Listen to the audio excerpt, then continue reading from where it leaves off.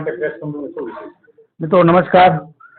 આ press conference જોકે હમણાં છેલ્લા અમારા પાટીદાર સમાજમાં જે દાંડિયા ક્લાસનો વિષય હતો, ખરેખર એક સારી વાત કહેવાય કે 2 દિવસ પહેલા જે અમારે સભા હતી દાંડિયા ક્લાસની, કે દાંડિયા ક્લાસ અમારા યુવાનો, પાટીદાર સમાજના યુવાનો જે બંધ કરાવવા નીકળ્યા હતા અને બંધ થઈ ગયા. ખરેખર આ દાંડિયા ક્લાસ ને બંધ કરવા માટે જે સમાજ ને સપોર્ટ કરવા માટે જે સિરામિક એસોસિએશન પરિવાર થકી જે સભાનું આયોજન થયું, આ સમાજને દૂષણ કરવા માટે જે આ દાંડિયા ક્લાસો ચાલુ, એને બંધ કરવા માટેના પ્રયાસો કરવામાં આવ્યા. ખરેખર આ દાંડિયા ક્લાસ બંધ થવા જ જોઈએ અને થઈ ગયા છે. ત્યારબાદ જે 2 દિવસ પહેલા જે રવાપોર ચોકડીએ જે પાટીદાર સમાજની જે સભા હતી, ખરેખર આ સભામાં મારી માતાઓ, બેન દીકરીઓ સાંજના સમયે 3-3 કલાક બેઠા.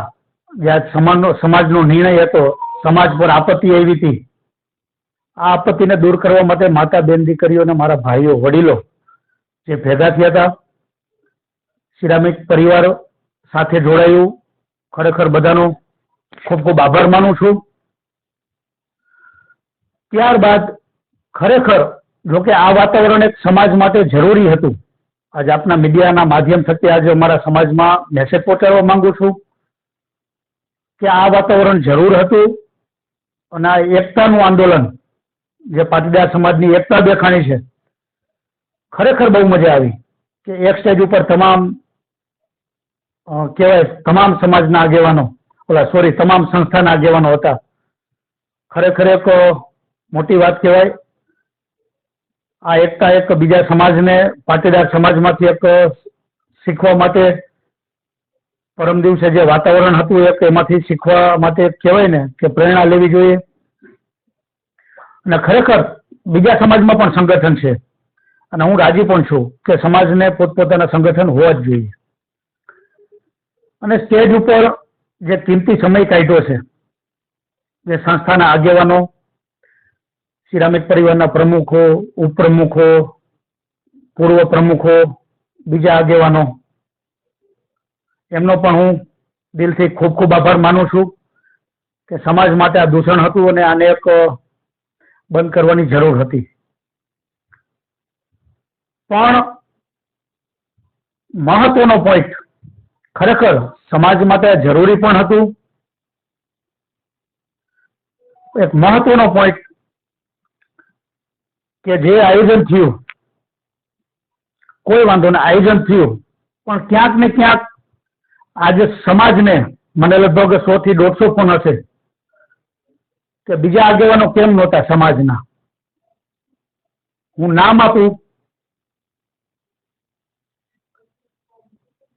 મોહનભાઈ કુંડારિયા,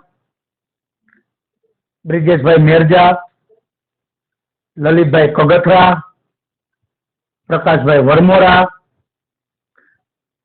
શ્રી પરસોત્તમ રૂપાલા સાહેબ, મૌલેશભાઈ ઉકાણી, જયરામભાઈ વાંસજડિયા. આને કેમ આમંત્રણ નહીં? વિનુભાઈ રૂપાલા, પછી યુવા નેતામાં જોવા જઈએ જિગ્નેશ કૈલા, નથુભાઈ કડીવાર, આ પાટીદાર સમાજના આગેવાનો જ છે ને, પાટીદાર સમાજના આગેવાનો જ છે. મગનભાઈ વડાવિયા અને ઘણા બધા પાટીદાર સમાજમાં આગેવાનો ઘણા બધા છે. તો માત્ર ને માત્ર સિલેક્ટેડ કહેવાય ને વ્યક્તિને કેમ ઉપર બેસાડવામાં આવ્યા? તો આ લોકો શું સમાજના આગેવાન નથી? કે પછી જે લોકોએ આયોજન કર્યું છે એ લોકોના મનમાં ક્યાંક ને ક્યાંક બીજા વિચારો હતા કે સિલેક્ટેડ માણસોને બોલાવવા છે, સિલેક્ટેડ માણસોને માયક દેવું છે, સિલેક્ટેડ માણસોને નથી બોલાવવા. તો આ નેતાને કોને ફોન કર્યો? કિશોરભાઈ ચીખલિયારે મારે વાત થઈ તો એને 8:30 વાગે ફોન કર્યો તમારે જમવાની પંગત બેસી જાય અને પછી તમે આમંત્રણ દો તો કોઈ પાસે ટાઈમ હોય? તો ખરેખર કહેવાય ને કે આજ એ વસ્તુ મને ખોટી લાગી છે કે એ વસ્તુ જાણી જોઈને ક્યાંક ને ક્યાંક થઈ છે. તો આ કાર્યક્રમનો શકુની કોણ? આ કાર્યક્રમનો શકુની કોણ? ખરેખર વિષય સાચો હતો, દાંડિયા ક્લાસ બંધ કરાવવા જ જોઈએ, થવા જ જોઈએ, અને થઈ ગયા છે. આ એક જાતનું દૂષણ જ છે. અને હું તો વર્ષોથી નવરાત્રી કરું છું. નવરાત્રી પછી બેન દીકરીઓની ફરિયાદ આવતી હોય, કોકના વાલીઓના ફોન આવતા હોય કે અમારી દીકરી ભાગી ગઈ, આ તે આવા વિષયો આવતા હોય, અમારા ધ્યાને આવતા જ હોય. પણ જ્યારે પાટીદાર સમાજના ગ્રુપમાં પહેલો મેસેજ મેં નાખી દીધો કે કોઈ પણ દાંડિયા ચલાવશે, દાંડિયા ક્લાસ ચલાવશે તો વિનામૂલ્યે પાસનો પેલા મેસેજ કર્યો હતો કે વિનામૂલ્યે પાસ નહીં મળે, ડિસ્કાઉન્ટમાં પાસ નહીં મળે. પણ સભા પૂરી થઈ પછી તરત જ મારો નિર્ણય એવો હતો કે કોઈ પણ દાંડિયા ક્લાસ હાકશે અને પાટીદાર નવરાત્રીમાં હું કોઈને એન્ટ્રી નહીં આપું દાંડિયા ક્લાસ વાળાને. ખરેખર સમાજનો નિર્ણય સાચો છે. પાટીદાર નવરાત્રીમાં એન્ટ્રી દાંડિયા ક્લાસ વાળાને નથી. આપના મીડિયાના માધ્યમ થકી હું કહેવા માંગુ છું. ખરેખર અને દાંડિયા ક્લાસની 3-4 મહિના જરૂર પણ નથી. એ અઠવાડિયાની રમત છે, અઠવાડિયામાં ઉડી જાય. અને આપણા બાપ દાદા કહી દઉં બધા આટલી ગરબી પ્રાચીન ગરબી કરી દિવસો કાઢ નહીં થા. તમને આવી ગરબી તો મળે છે કમસે કમ કે પરિવાર સાથે તમે આવી શકો છો. ત્યારબાદ હું વાત કરવા જઉં તો ક્યાંક ને ક્યાંક કહેવાય કે સમાજે પણ નોંધ લીધી છે અને મીડિયાના મિત્રોએ પણ નોંધ લીધી હશે કે આજે વિષય હતો દાંડિયા ક્લાસનો, દાંડિયા ક્લાસના દૂષણનો વિષય હતો. તો ધારાસભ્યએ જે કહેવાય પેલી ફાકા ફોજદારી કરી, ધારાસભ્યએ, મોરબીના ધારાસભ્યએ કે 10-12 સીડી પકડીને એકને લીમડે બાંધીને માર્યો. અરે આ ઓપિનિયન, આવી ભાષા? અને હાલો કદાચ એ થયું તો તે દિવસે તમે પોલીસ ફરિયાદ કેમ ન કરી?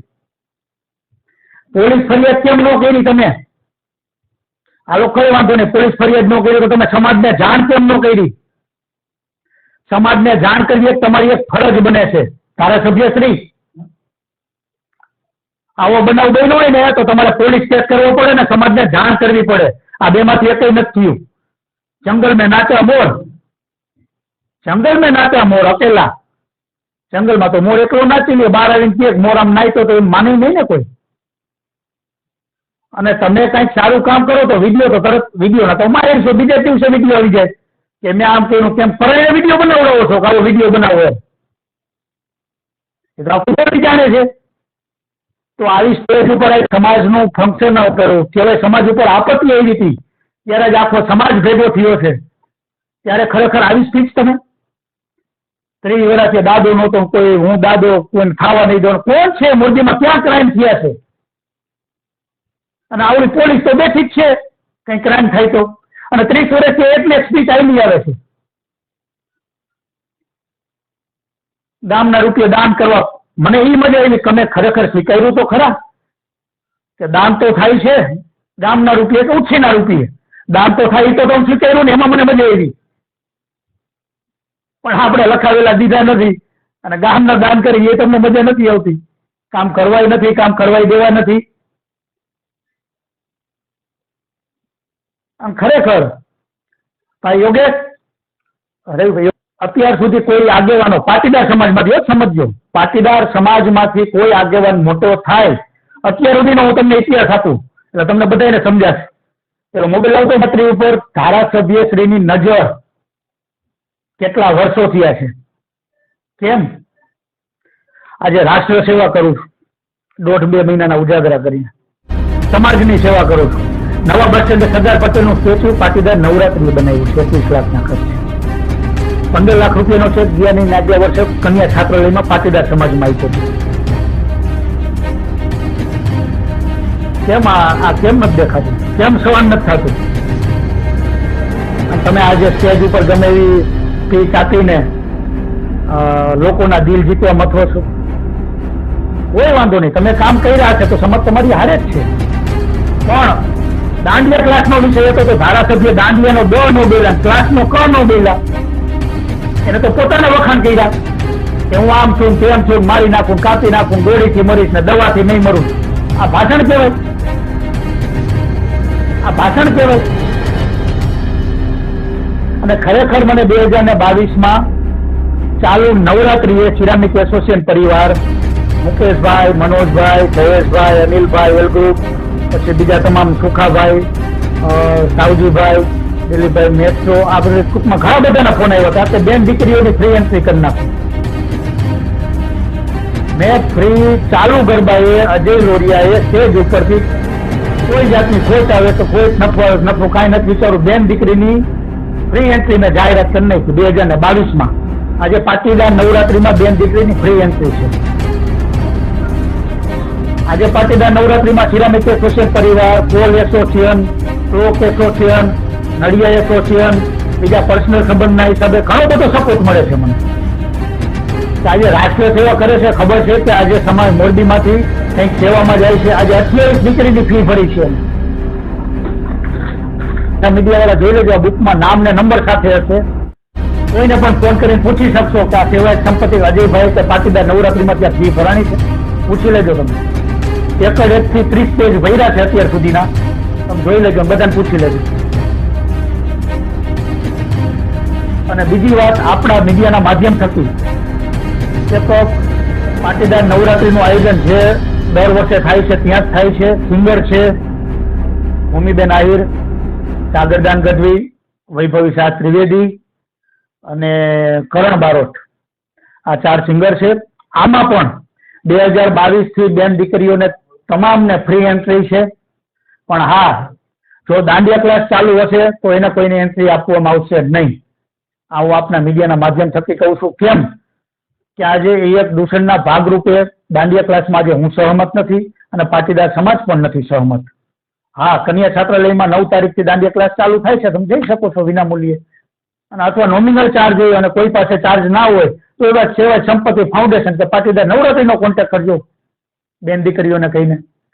અને બીજી એક મોરબી માટે ખુશના એક સારા સમાચાર આપું કે ક્યાંક ને ક્યાંક કોમેન્ટ આવતી હતી કે પાટીદાર નવરાત્રીમાં બીજી જ્ઞાતિ કે કોઈ હોય છે. મેં કીધું કોઈ વાંધો નહીં, પણ ગયા વર્ષે મેં વચન આપ્યું હતું આપના મીડિયાના માધ્યમ થકી, તમને બધાને ખબર હશે કે તમામ બેન દીકરીઓ માટે નવરાત્રી હું સામા કાંઠે કરીશ, તમામ જ્ઞાતિ માટે.